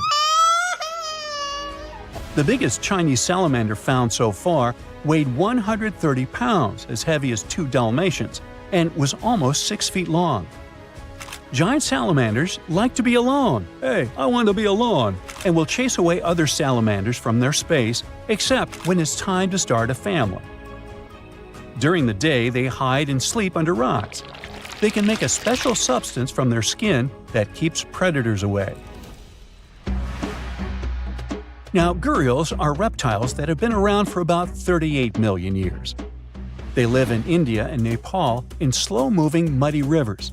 Sadly, there are very few gharials left in the wild, less than 100.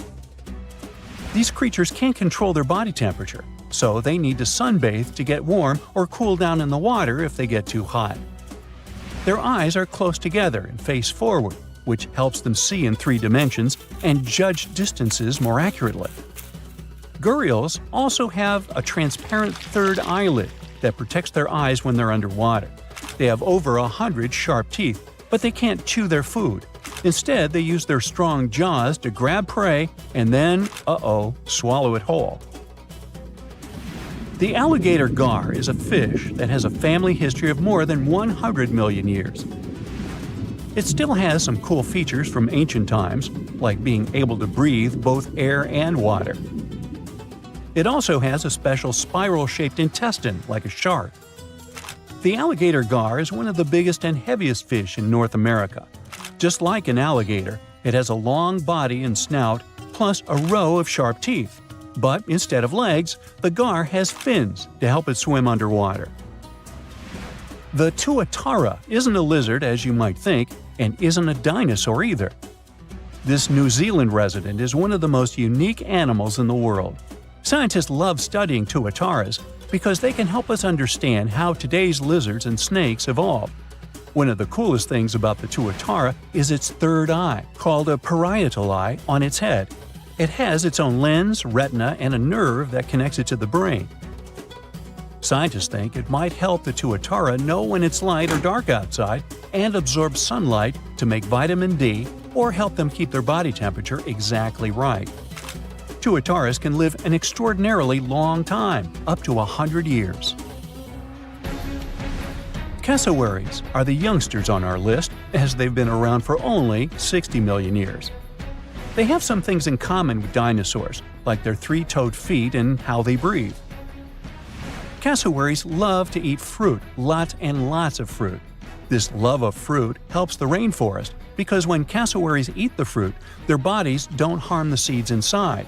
As they move around the forest, they spread these seeds, you can guess how, with their own natural fertilizer, helping new plants grow. Cassowaries are big birds, about 6 feet tall and weigh over 100 pounds. They have a special claw on each foot that is 5 inches long, and they can use it to kick real fast. If they feel threatened, they can charge, kick, and even jump on someone. They can also leap up to 5 feet in the air. So, the best thing to do is stay far, far away from where they live. The order Notostraca is a group of crustaceans that you may know as tadpole shrimp or shield shrimps. These animals have been around for about 360 million years. They have a wide, flat shell that covers their head, and they have a pair of eyes on top. These creatures can be found all over the world in different kinds of water, like freshwater, brackish water, and even salty pools. They can also look different depending on where they live. Notostracans aren't picky eaters and can snack on pretty much anything, from plants to small animals and other shrimps. Some of them are considered pests in places like California rice paddies because they stir up the mud, which blocks sunlight from reaching the young rice plants. Sturgeons are some of the largest fish species on the planet. They live only in the cool waters of the northern hemisphere and never travel below the equator. Even though they are huge, sturgeons don't have teeth. They eat by sucking food off the bottom of rivers, gulfs, lakes, and oceans. Scientists believe that sturgeons came from a group of fish that first appeared around 419 million years ago, long before dinosaurs even existed. Their ancestors survived a big extinction event that wiped out 90% of all species and went on to become the largest fish in many rivers in North America and Eurasia. Sturgeons can live up to 100 years old or even older. Female sturgeons can lay up to 3 million eggs at a time, but not all of the eggs eventually turn into real fish. Our next hero, the Pacific lamprey, has successfully lived through at least 4 mass extinctions. Its ancient ancestors evolved over 450 million years ago. These creatures have cartilage instead of bones and a third eye, which is a special light-sensing organ on top of their heads. Instead of a regular jaw, they have a mouth surrounded by teeth. They latch onto prey and sup up body fluids like real underwater vampires. And although he wasn't living underwater, the story goes that King Henry I of England might have lost his life because of a lamprey. The English monarch loved this fish so much that he defied doctors' orders to stop eating its flesh. He got sick every time he'd have it, but the lack of bones and the unusual taste made the royal fall in love with it. As a result, he got some scary symptoms from eating lamprey and eventually passed away. Can you say clueless? The elephant fish, also called the Australian ghost shark, has been on Earth for around 400 million years. Even though they're related to sharks, they aren't actually sharks. Instead of bones, their bodies are made entirely of cartilage. These fish have a special shiny tissue in their eyes that can make their eyes look like they change color from yellow to green. Elephant fish can be pretty tough and will fight back if they feel threatened. They like to be alone and usually don't hang out with other fish. Horseshoe crabs also deserve the title of survival champs, as they've been around even before dinosaurs, since 450 million years ago. 4 species are still roaming the ocean from Maine all the way to Mexico. Horseshoe crabs are more like spiders than ticks than they are like real crabs. They have 9 eyes, plus extra light sensors near their tails, so they can see really well. They breathe underwater using flap-like gills near their belly, and sometimes they use these gills to swim upside down. Every spring, when the tide is high, these creatures come up to the beach at night to mate and lay their eggs, and you can see hundreds of thousands of them. These weird-looking blobs are not just some random jelly balls in the ocean. Those are some of the biggest organisms with just one cell you'll find on Earth. And they pop if you squeeze them. We're looking at a specific type of algae that can be as small as a pinhead and as big as an eyeball. Or better yet, sailor's eyeball, as they're usually called. How large it's going to be depends on what's in its vacuole, which is the space inside of its cell wall. This organism is made of just one cell, but it can have more than one nucleus. It's like it has many control centers in just one cell.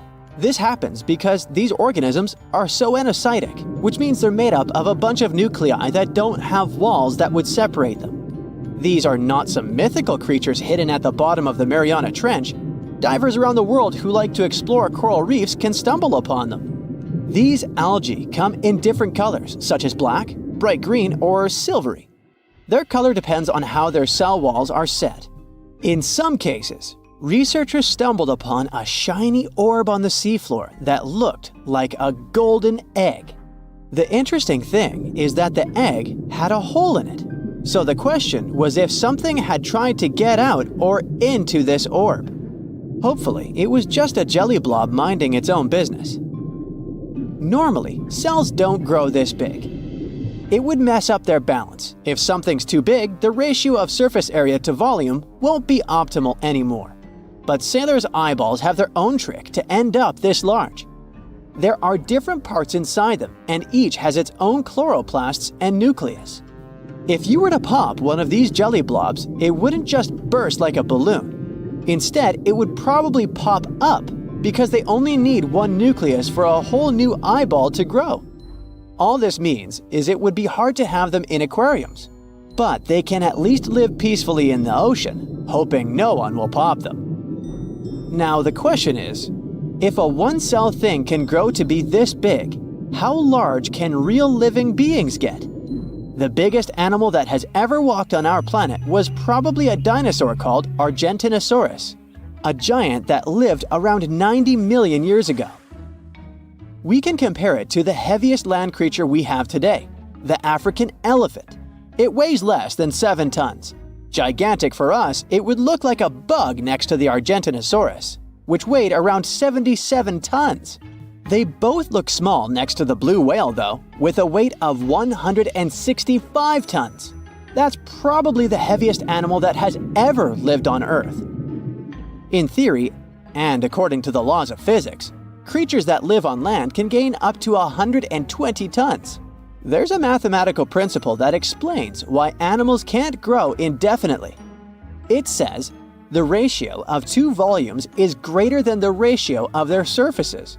It means that as some creature gets bigger, not all of its parts get bigger at the same rate.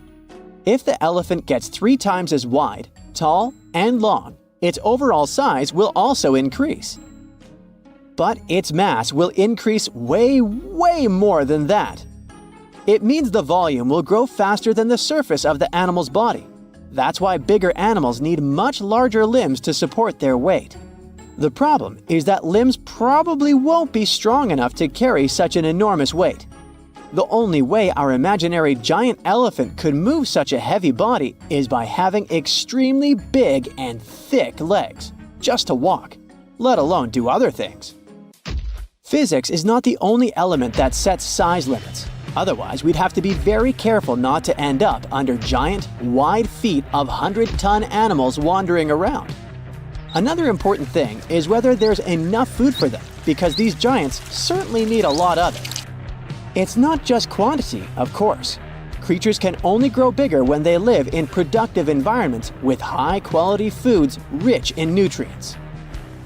That probably explains why certain reptiles, such as tyrannosaurs, grew way bigger than, for example, the biggest mammals that roamed terrestrial areas.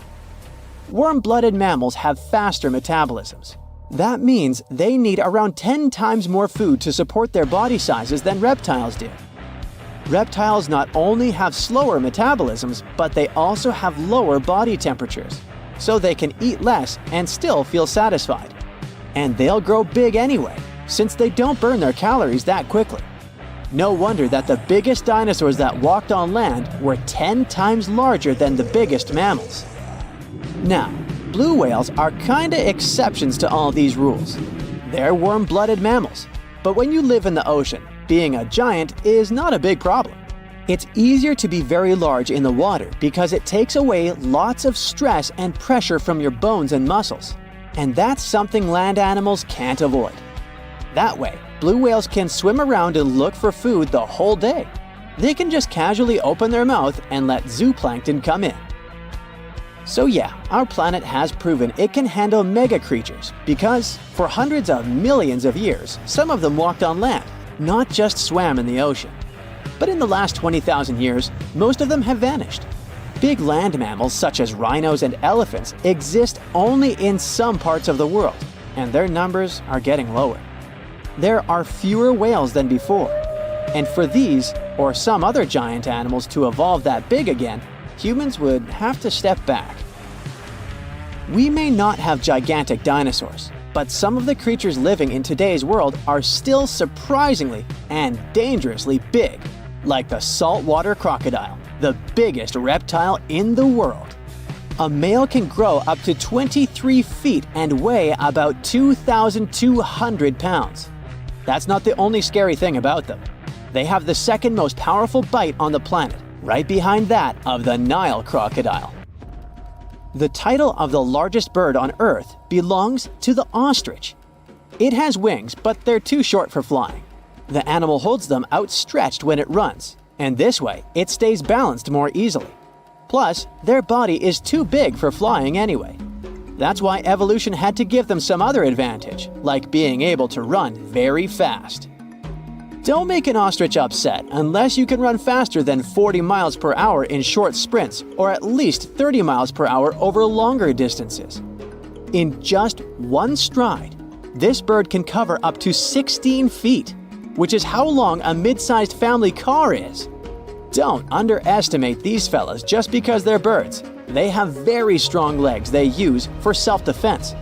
They can kick with a force that would take down even a lion. You wouldn't expect turtles to grow this big and to look so mean, but somehow, alligator snapping turtles still manage to surprise us. With jaws that look like beaks, spiked shells, and thick, scaled tails, they really look like the dinosaur of the turtle world, or the main enemy from Super Mario games. They love to spend their time in lakes, rivers, and canals of the southeastern United States and live for up to 100 years. They have chemosensory organs in their necks, which means they can smell using their throats. That helps a lot because their eyes aren't much of use in the murky waters where they live. Instead, they just draw water into their throat in a specific method we call gular pumping, to get samples of the water around them they want to smell. In 1952, an Air Force plane called C-124 Globemaster II crashed into a big mountain while flying from Washington to Alaska. Sadly, everyone on board, 52 people in total, didn't make it. The bad weather at the time made it hard to find the crash site, and even later, any attempts to locate it failed. But in 2012, a helicopter crew doing a training mission spotted the pieces of the crashed plane on a glacier called Colony Glacier in Alaska. They started looking for more pieces and confirmed it was indeed the missing plane. Since then, every summer for about a decade, different military groups have been helping in an operation called Colony Glacier. They've managed to identify 40 out of the 52 people whose lives were lost in the crash. The soldiers taking part in this mission take their promise seriously to never leave a fallen comrade behind. They believe it's their duty to bring back those who didn't make it. Another discovery comes from the Alps. In 1991, some hikers exploring the picturesque Alps stumbled upon a human body. It was half frozen in ice at the top of a mountain pass between Italy and Austria. At first, the local police thought it might be a mountaineering accident. But in a few weeks, archaeologists started claiming that this guy might have lived more than 5,000 years ago. They eventually gave the frozen fellow the nickname Ötzi. He was named after the nearby Ötztal Valley. He's become quite famous as the oldest ice mummy on record. Ötzi's frozen state might not be as unique as we thought, and that's where things get really cool. Archaeologists have another theory. See, at first, everyone was convinced that Ötzi marked the start of a cooler period because he had been frozen in the ice without any interruptions since he had lost his life. Yet, over the past few decades, glaciers and ice patches worldwide have been melting away like ice cream on a hot summer day. Not just Ötzi, but other ancient relics like bodies, hunting gear, horse droppings, and even ancient skis started to appear. So, archaeologists say there are similar sites. They found quite a few, and they all fit perfectly into this growing field of glacial archaeology. It seems like as the world warms up, it will show even more ancient secrets from the deep freeze. Moving on to another amazing discovery. In 2018, William Taylor and Nick Jarman were exploring the snowy slopes of Mongolia's Altai Mountains. They found an ancient treasure trove hidden in the ice. Inside the trove, they found a well-preserved 3,000-year-old arrow shaft adorned with ochre markings. It was in pristine condition, a rarity for organic items that old. They found other items too, like a bronze arrowhead with bits of animal sinew still attached. All of these relics had been untouched for hundreds of years, since they had been locked in the ice. In Mongolia, rising temperatures have melted ice patches that remained frozen for centuries. Similar discoveries have been made in the Yukon, US, Italy, Siberia, and Norway. Thousands of sites have been identified. Yet, scientists are racing against time to document and preserve these artifacts before they're lost forever. The study of these artifacts challenges the definition of these environments as wildernesses and shows how indigenous people coexisted with nature there. Sometimes people find simple items too, as simple as a sandal. This one, discovered on one of central Norway's mountain passes, indicates that people used this route roughly 1,700 years ago. This suggests that there was less snow and ice in that area back then.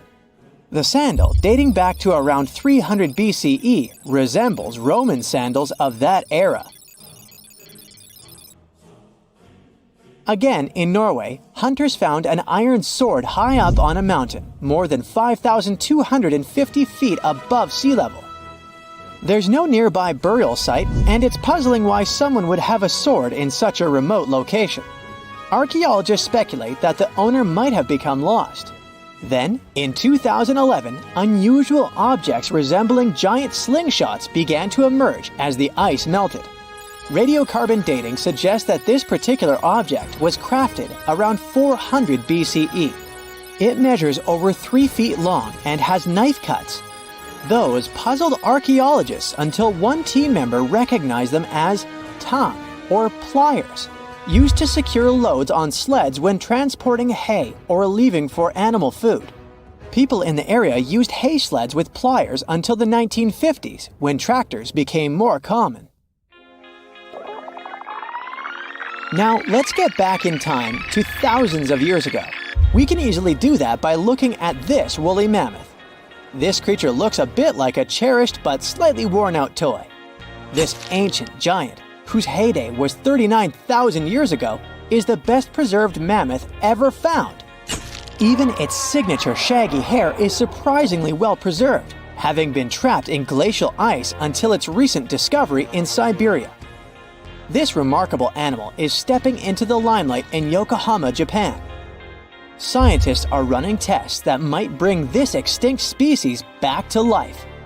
When they stumbled upon this female mammoth, they uncovered a hidden treasure, a sample of her blood preserved beneath the ice. So they believe this ancient blood could hold the key to resurrecting the mammoth. They also found well-preserved muscle tissue. She was between 50 and 60 years old when she met her icy fate. The discovery of mammoth blood has reignited debates about the ethics of bringing back extinct creatures, like in Jurassic Park. Their ambitious plan is to implant an egg into a living elephant for a 22-month pregnancy, hoping that at least one living mammoth cell might survive. Hop on, we're going to the French Alps. We are at a spot not far from where an Air India plane tragically crashed 46 years ago. We're accompanied by a diligent mountain rescuer and his neighbor. They went to this area after a bunch of tourists had noticed a strange-looking thingy on a glacier. It was a bag. The Indian embassy in Paris got wind of it, and it was all set on getting that bag.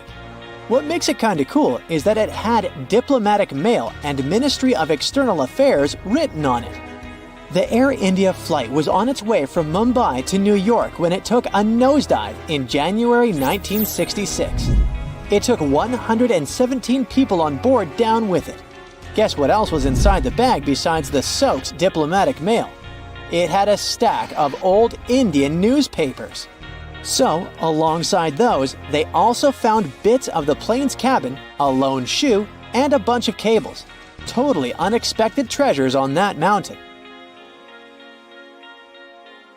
During the summer of 2013, scientists stumbled upon a message left behind by a geologist named Walker, who had placed it there 44 years before.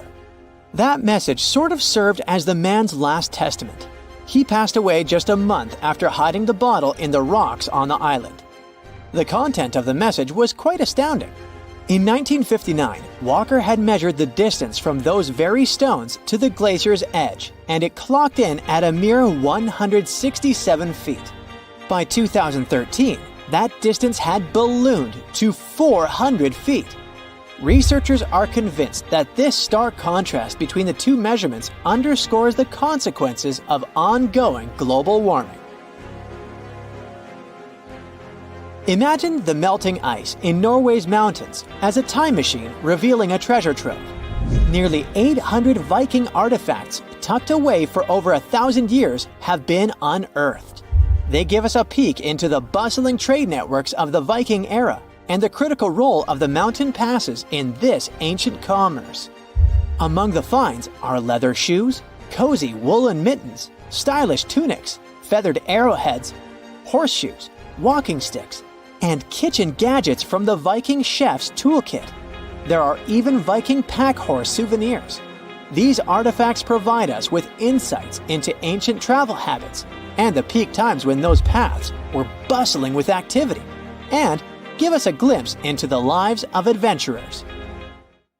Of all the creatures on our home planet, this could be the only animal that could survive harsh conditions on Mars: the tardigrade.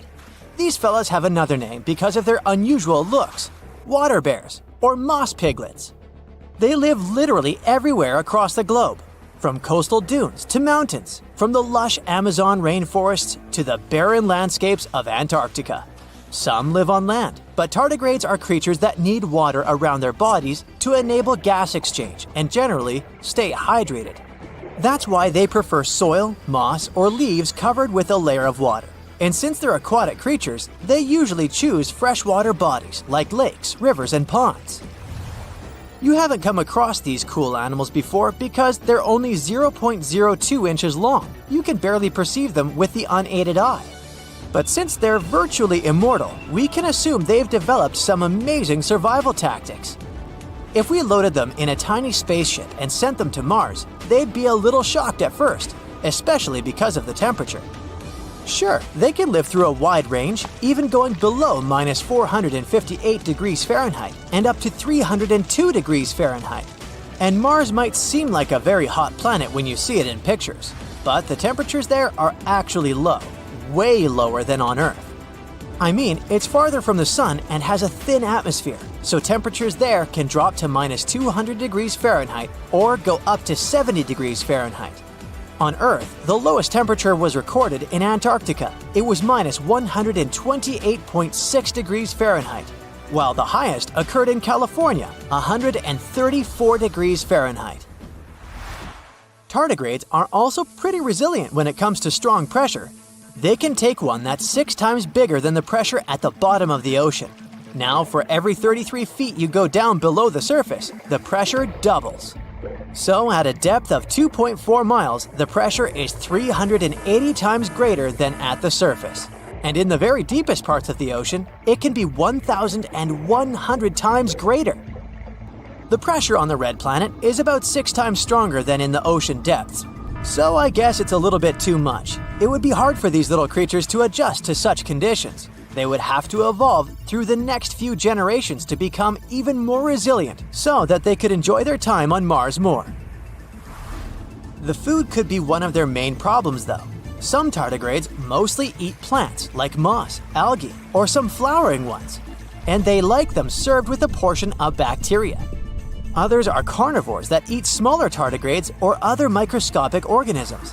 Well, they'd find nothing like this on Mars. So I guess we'd have to fill their tiny spaceships with lots of stashes of food they would be able to pull inside their tubular mouths. Now we're getting to the really tricky part: water. The red planet is a dry and dusty desert today. But come on, look at all those riverbanks and dried up deltas. Water must have flowed on its surface a long time ago. It's hard to understand where it all went, but it's highly possible most of the ancient water ended up trapped within minerals on the planet's crust. Some older research suggested that most of this water had escaped into space when the sun's radiation had ruined the atmosphere of Mars.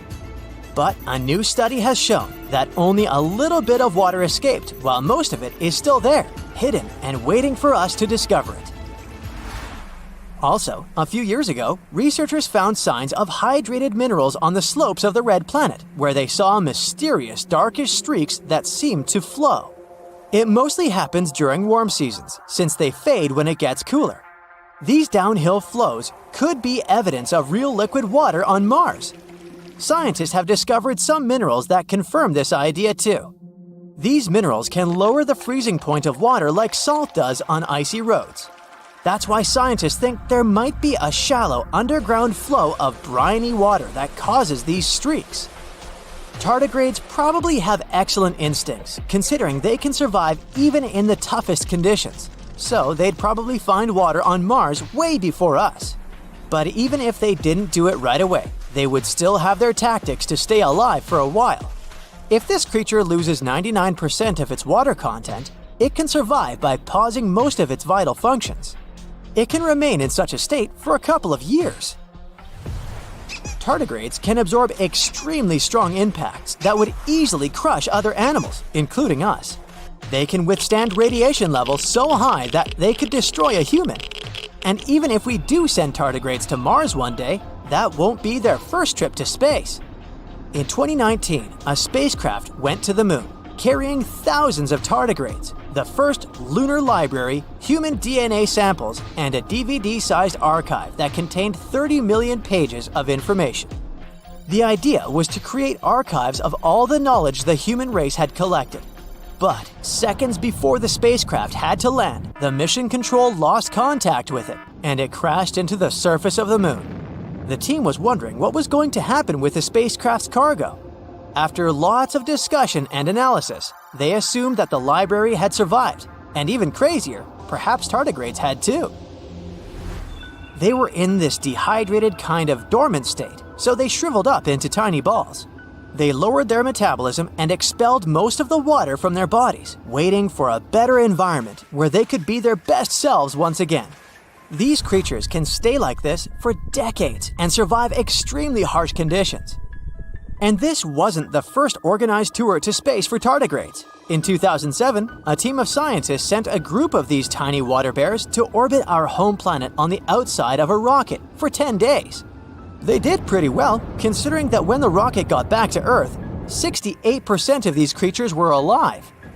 Scientists don't put all their hopes only on these water bears. They keep testing if there are some other life forms that could survive on the Red Planet.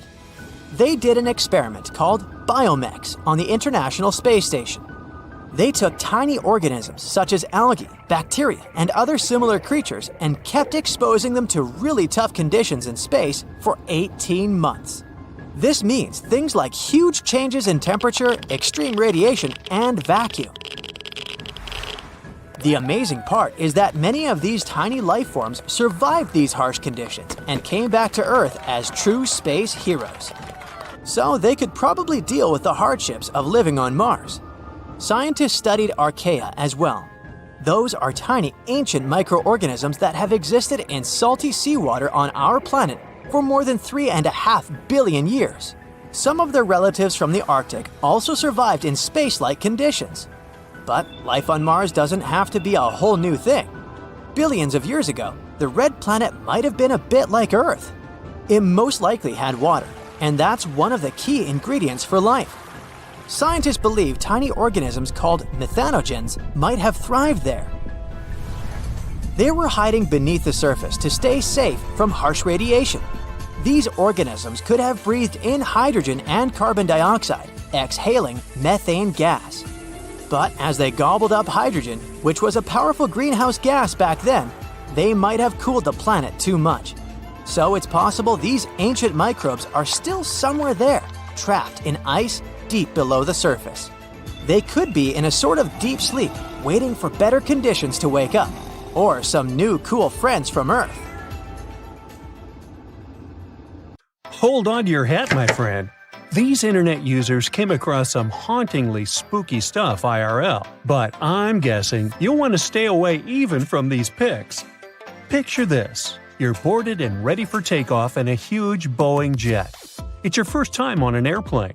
You were scared, but people kept telling you it was safe. You've convinced yourself it would be all right when the pilot comes on the speaker with some disturbing news. Good morning, folks. Our flight has been canceled for safety reasons. It appears that a cloud of bees is hovering close to one of our wings, and we'll have to remove them before takeoff. I have to say, this is a first. I have to say, I'd like to get off, please. Now let's say you always take the long way to work.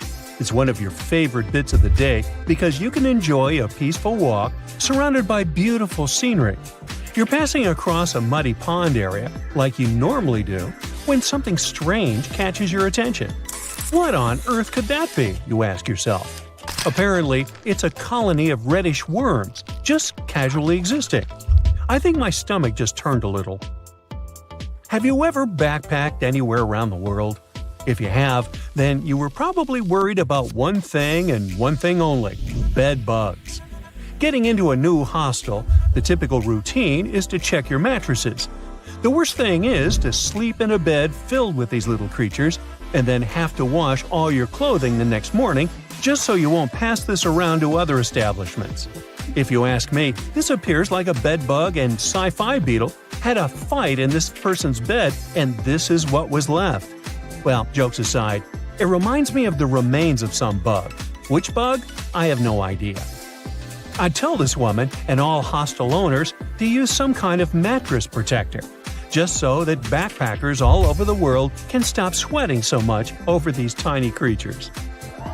Now, you've just won an all-inclusive trip to Hawaii. Ah, the white sandy beaches and the amazing sunsets. You're happy to leave your fancy hotel and take long walks on the beach. But wait, what's that? It appears like a lobster shed its tail and the remains came floating all the way to the sand. But according to experts, that's not a lobster. They wouldn't shed just their tail. That appears to be some kind of isopod. Isopods are crustaceans that look somewhere between shrimps and lobsters. That's why you thought it was a lobster, huh? They also look like giant roly-polies. Do you know what these are? Someone had a roly-poly infestation in their house, and it does not look like something you want to have to deal with.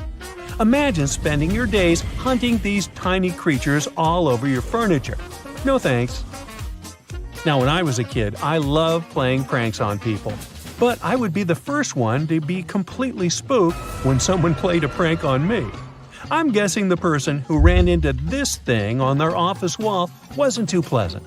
But hey, maybe it's karma, right?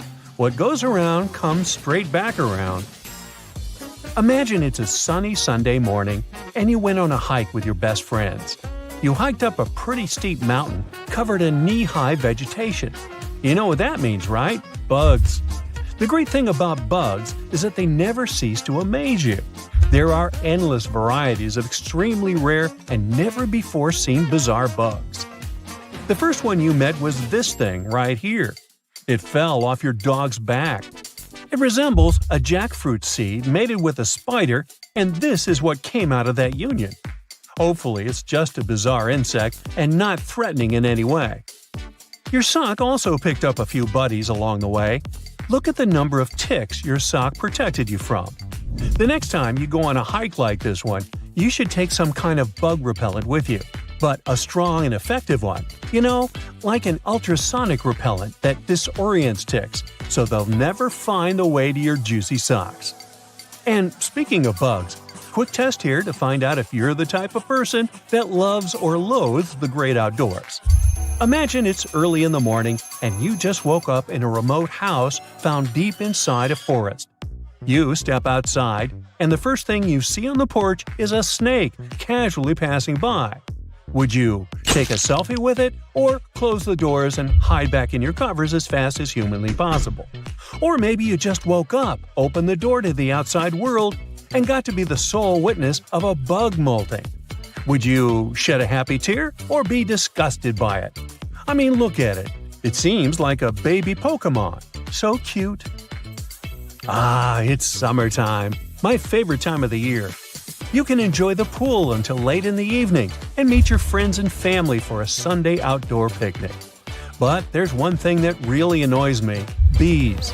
Eating outdoors usually means having to share some of your juice or yummy food with a bunch of bees. If only some genius person invented something that kept bees away from our food, like some ultrasonic frequency we could blast on our speakers, or some kind of decoy nest that was more interesting to the bees than my picnic food. Oh, or maybe this. I guess this will do. Simple but effective. I'll try it out and tell you if it worked out for me. The best thing after a hard day's work is coming home. Except when you're welcomed by this thing. I mean, how did this spider even get here if you live in a city apartment miles away from any real greenery? That's a mystery I'll never solve. You take your 5-year-old to play in the local park. She's in a digging phase, so as soon as she gets there, she starts digging up the whole place like a Jack Russell Terrier. You watch her have buckets of fun when suddenly you spot a shiny blue thing crawling out of the hole. What on earth? You think to yourself. You grab it with a stick and it reveals itself. A centipede. You know, the things that burn you with their venomous legs. Best to put it back in the hole and move to another park. If you could choose any movie or TV series to live inside of, which one would you choose?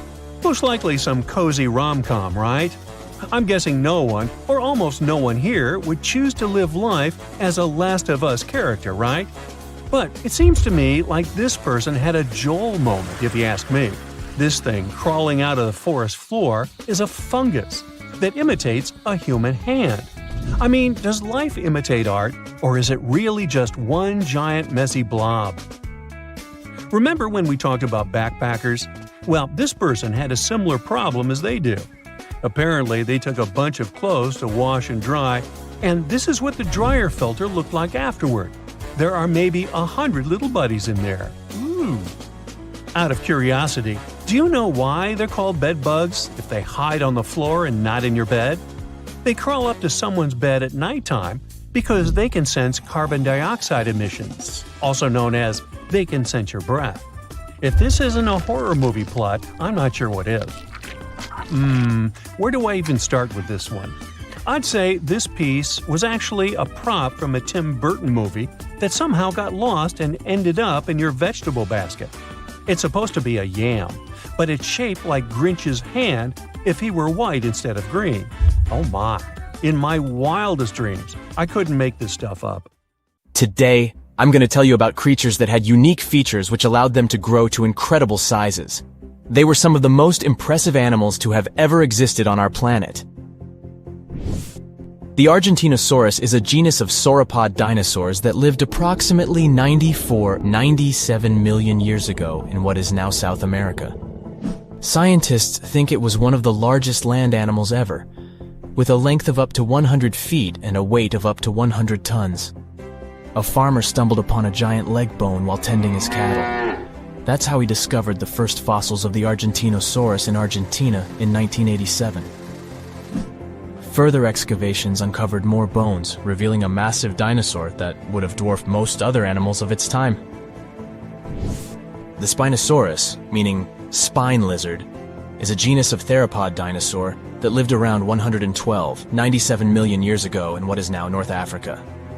It is believed to be one of the largest carnivorous dinosaurs to ever exist, with a length of up to 60 feet and a weight of up to 23 tons. The Spinosaurus is known for its distinctive elongated sail-like structure on its back. It was likely used for thermoregulation. It also had long crocodile-like jaws that were lined with sharp teeth. This allowed the creature to catch and eat large prey, such as fish, crocodiles, and other dinosaurs. The first fossils of the Spinosaurus were discovered in Egypt in 1912. The sperm whale, Physeter macrocephalus, is a species of toothed whale that is the largest toothed predator on Earth. It also has the largest brain of any animal species. It is found in oceans all over the world and can dive to depths of up to 7,000 feet in search of food. You can easily recognize sperm whales by their massive, block-shaped heads, which can measure up to 1/3 of their total body length. They have dark brown or grayish-blue skin and a distinctive wrinkled appearance. The Titanoboa is an extinct genus of a giant snake that lived approximately 58 million years ago. It is considered to be the largest known snake ever. It could grow up to 42 feet and weighed around 2,500 pounds.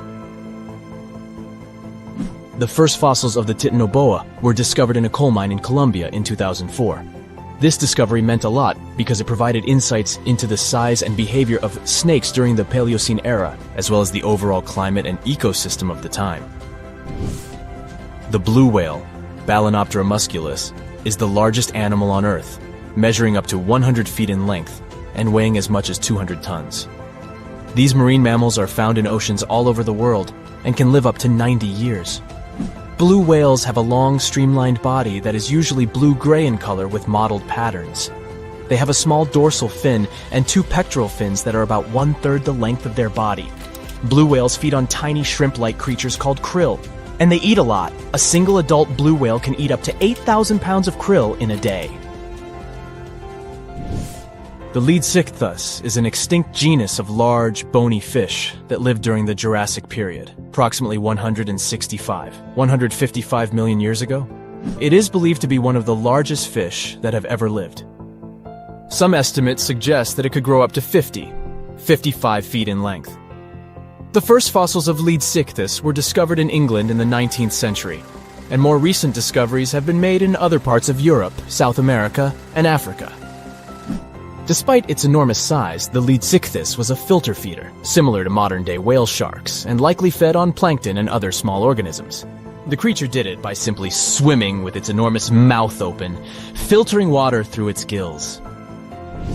The Pterodaustro is an extinct species of flamingo-like birds that lived approximately 35 million years ago. They were relatively small birds with a wingspan of about 2-3 feet. And they were known for their distinctive long, narrow beaks equipped with comb-like structures used for filter feeding. The Pterodaustro lived in shallow bodies of water, like lakes and lagoons, and mostly fed on small crustaceans and other tiny organisms. The animal filtered them from the water using the comb-like structures on the inside of its beak while swimming through the water. The African elephant is the largest land animal on Earth and one of the most recognizable ones. There are 2 species of the African elephant, the savanna elephant, Loxodonta africana, and the forest elephant, Loxodonta cyclotis. You can see them in various parts of sub-Saharan Africa. These creatures can be identified by their large size, gray skin, and long trunks. African elephants can grow up to 13 feet tall and weigh up to 14,000